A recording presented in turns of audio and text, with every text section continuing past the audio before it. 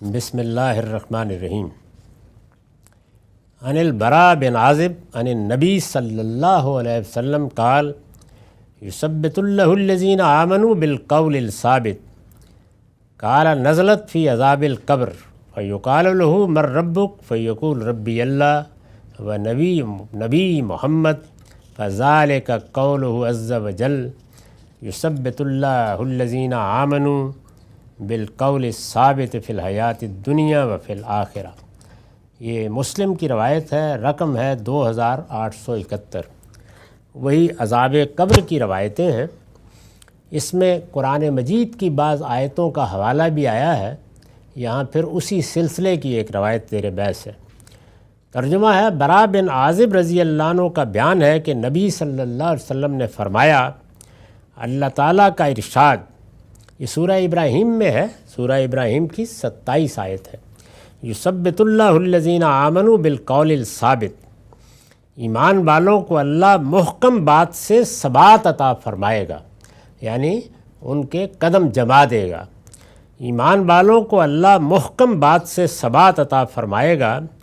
یہ کہتے ہیں کہ نبی صلی اللہ علیہ وسلم نے فرمایا کہ یہ قبر کے عذاب کے بارے میں نازل ہوئی ہے، اس لیے کہ مرنے والے سے قبر میں کہا جاتا ہے کہ تیرا رب کون ہے، تو وہ کہتا ہے کہ میرا رب اللہ ہے اور میرے نبی محمد ہیں۔ یہی بات ہے جو اللہ تعالیٰ کے فرمان یثبت اللہ الذین آمنوا بالقول الثابت فی الحیات الدنیا والآخرہ میں بیان ہوئی ہے۔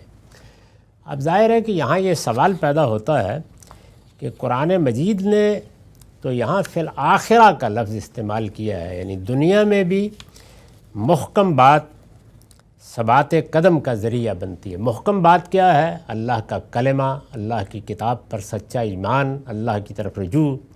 یعنی اگر کوئی آدمی اپنی پوری زندگی اسی اصول پر بسر کرتا ہے، غلطیاں کوتاہیاں تو بڑے سے بڑے لوگوں سے بھی ہو جاتی ہیں، لیکن یہ محکم بات ہے، یہ محکم زمین ہے جس پر وہ کھڑا رہتا ہے، تو فرمایا کہ اللہ دنیا میں بھی اس کو ثبات عطا کرتا ہے۔ قرآن کی آیت کا مطلب یہ، اور آخرت میں بھی۔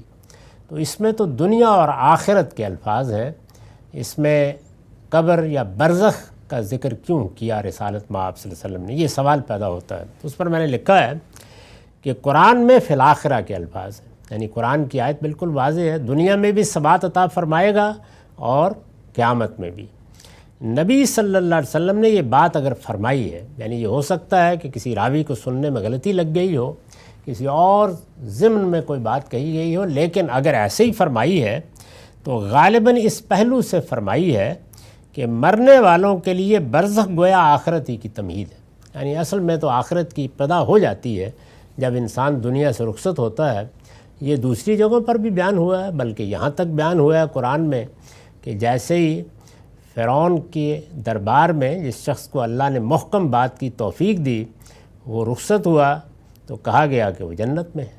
تو ظاہر ہے کہ جنت تو جب ملے گی، لیکن ابتدا ہو گئی گویا اس کی۔ تو جنت کا ذکر، دوزخ کا ذکر اسی لیے مرنے کے فوراً بعد بعض موقعوں پر ہو جاتا ہے۔